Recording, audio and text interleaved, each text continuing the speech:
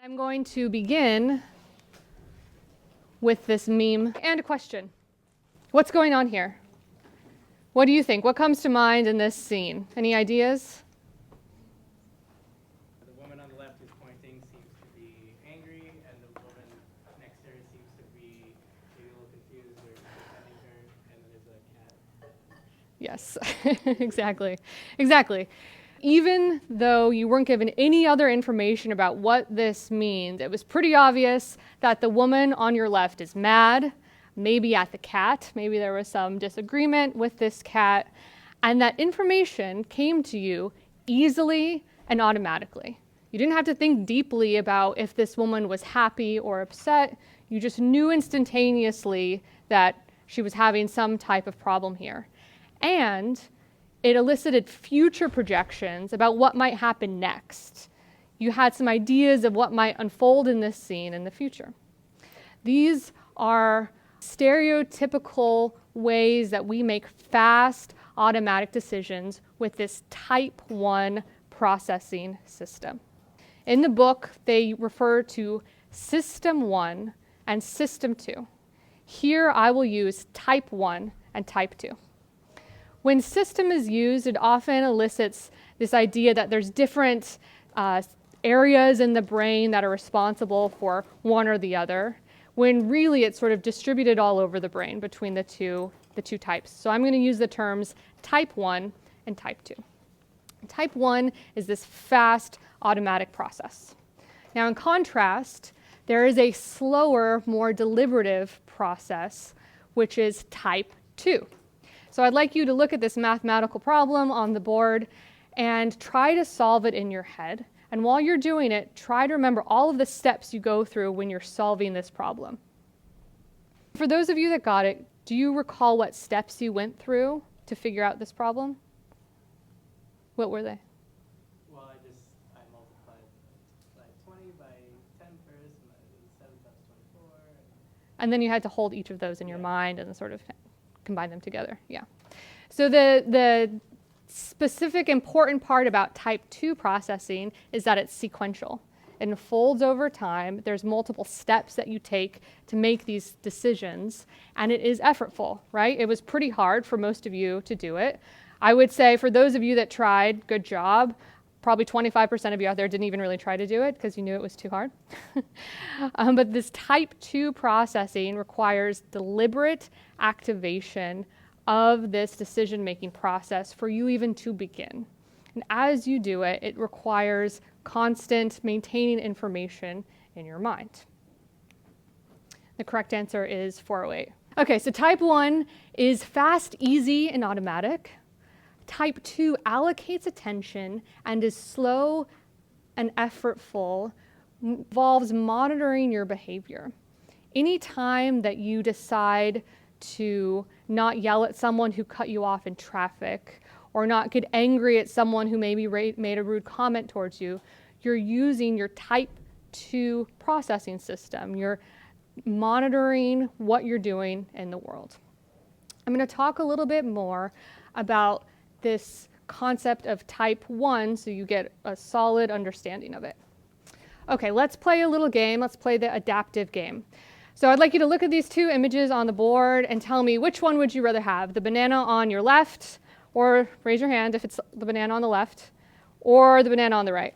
Okay. It's relatively easy and automatic decision. We've evolved to understand what plentiful fruit looks like. We've developed it from a fairly early age, and that can happen easily and automatically. You didn't have to think deeply about it. Let's do another one. Would you rather go into the room on your left or the room on your right? Even if you don't know anything about Harry Potter, you can look at these two images and think, oh, one looks inviting and nice, and the other one looks scary. And you didn't have to do any complex mental calculation. You could just make an intuitive decision that was pretty good for you in this circumstance. Last one, would you rather hang out with the creature on your left or the creature on the right?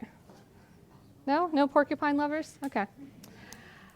Again, it's easy to see that the porcupine looks dangerous, and the creature over here, Baby Yoda, looks adorable, like you'd want to hang out with that creature. But if you activate type 2 processing, you might realize that Baby Yoda is very powerful, much more than a porcupine, and you might reevaluate that decision. Now, this type 1 processing we develop from an early age and we share with animals. Even young children can make these fast, automatic, and intuitive decisions, and animals do it as well. Those of you who have dogs out there, I'm sure you notice when you're walking your dog and they perceive something dangerous in the world, they definitely tell you about that. So we're sharing that with a variety of different creatures out there. Okay, now let's talk about some scenarios where this type 1 fast processing might be maladaptive, could be bad for some reason. Well, what I'm going to do is I'm going to show you some pictures on the board, and I want you to yell out what they are, and I'm going to show you a sequence of them. So as soon as you see what it is, yell out what it is, and then I'll ask you a question, okay? This is cotton, even though it doesn't look that much like cotton, but we'll do the next one. What is this? What's this?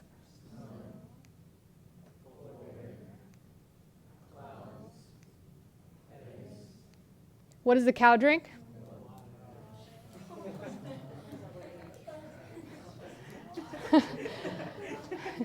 Not milk. Right, so what happened here? You use your fast automatic type 1 processing to make a decision that was wrong. And the reason that you did that is because I primed you with white objects. What happens in our mind is when we have memories, they make relationships to one another.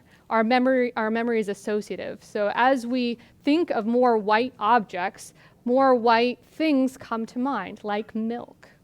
And so when you're primed with information, that means you're more easily able to think of things that are white and accidentally respond incorrectly to a decision. Okay. Some other cases where this fast processing could be maladaptive has to do with stereotypes. So who is more likely a librarian, the person on the left or the person on the right?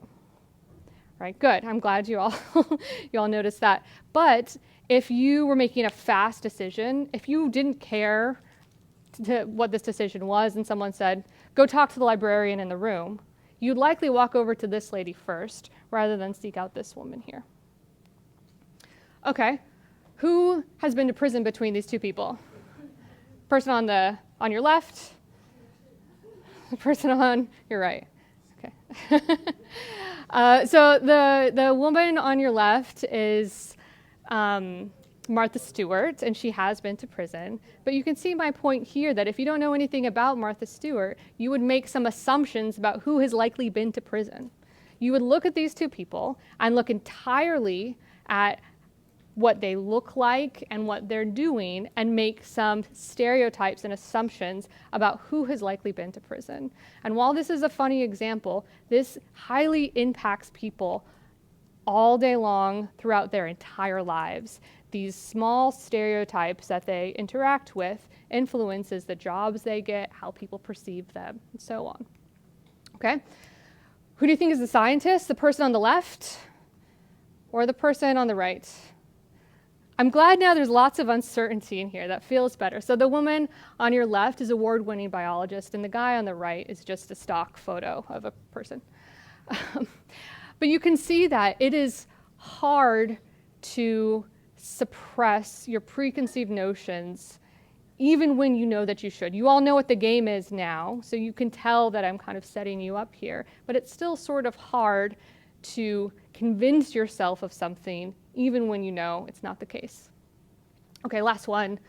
We don't have to play the game, but I just want to point out that the woman on your right is now Finland's prime minister.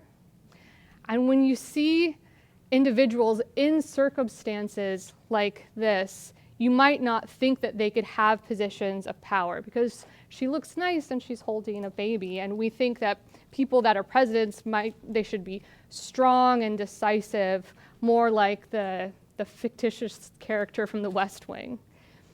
But those stereotypes have little bearing on how people actually perform jobs and their true ability, as you all know.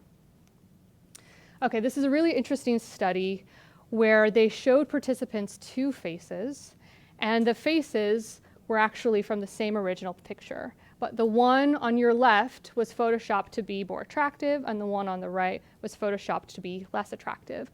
And they asked who was smarter. And the vast majority of participants said that the more attractive face on your left was also smarter. Really interesting study. They did it with female faces as well.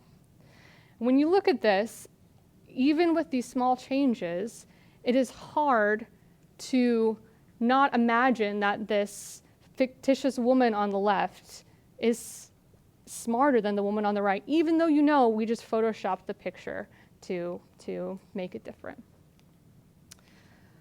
Okay, so there's limitations of type 1 processing. It has a limited understanding of logic and statistics. So it's very difficult for us to make fast, automatic decisions that have to do with statistics and numbers. Those will often be wrong. Unfortunately, type 1 processing cannot be turned off. We go through our daily lives always making these type 1 decisions by default. And it's only when you decide to do something different that type 2 will be activated. And unfortunately, type 1 is easily controlled by outside forces. I showed you a picture of clouds and got you to tell me that cows drink milk. Okay?